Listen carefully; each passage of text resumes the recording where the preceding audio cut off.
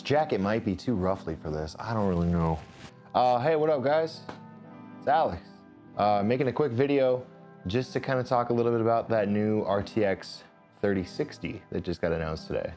Give you kind of my impressions on it. This is gonna be a short video because I don't really have a whole lot to say that probably hasn't already been said yet. I think at $329, the RTX 3060 looks really good. Problem I have though, of course, is can anybody actually get one? That's gonna be the biggest underlying issue with all of these cards, is that what is inventory gonna look like? I haven't been able to see a Founders Edition RTX 3060 Ti, 3070, 3080 come into stock with Best Buy since they launched them. I haven't seen a single one.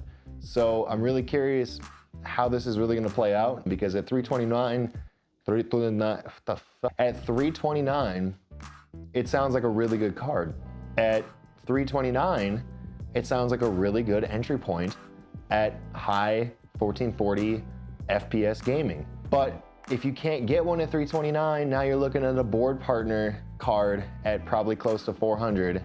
And then it's like, okay, well, at what point do you go with a 3060 Ti? And then at what point do you just go with a 3080? And it's just that kind of never-ending cycle of just slight increases in pricing makes it a little bit more difficult to choose from. Also, for the regular consumers out there who are looking at this card and probably go, well, this one has 12 gigabytes of RAM and that one has 10 gigabytes of RAM. Don't worry about the RAM numbers. Like they do that shit for marketing more than anything.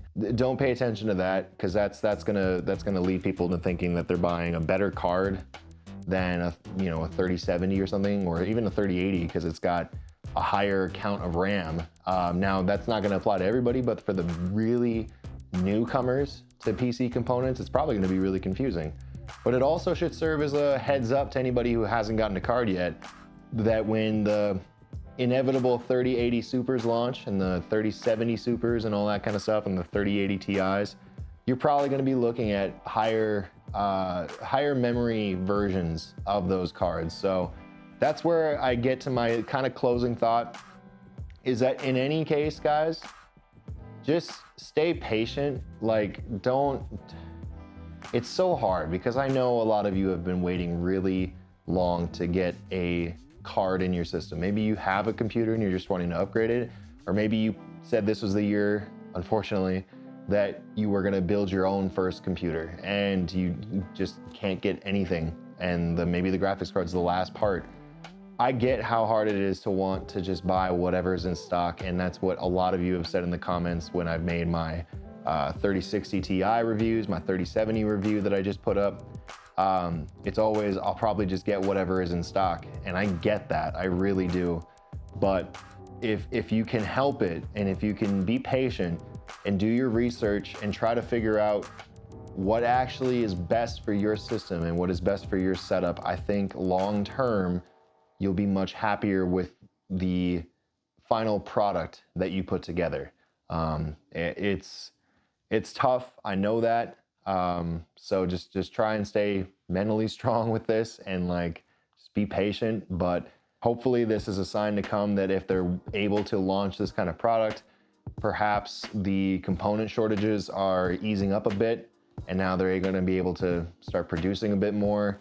Hopefully the tariffs that are in place right now on imports will maybe go away in the next couple of months. I'm not an economist. I don't really know how those things work fully, but it would be nice if we could ease up on those so that board partners could drop their pricing back down to closer to MSRP price range. So, but that's really about it, everybody. I think it's a good sign that we're saturating the market a bit more with this new architecture.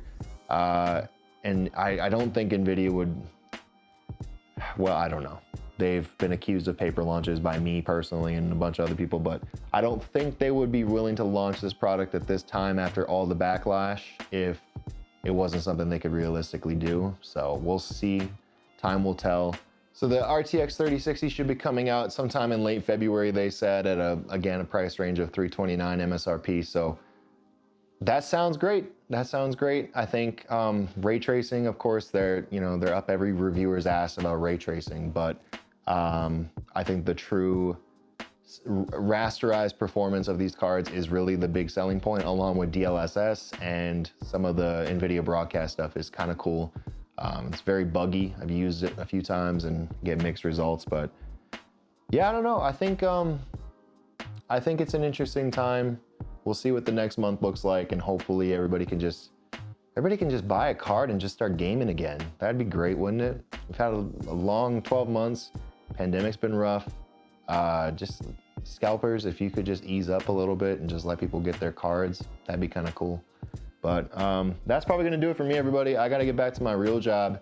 I just wanted to check in with you clowns and let you know what I thought. So I don't know why I insulted you. I love you. So please don't be upset.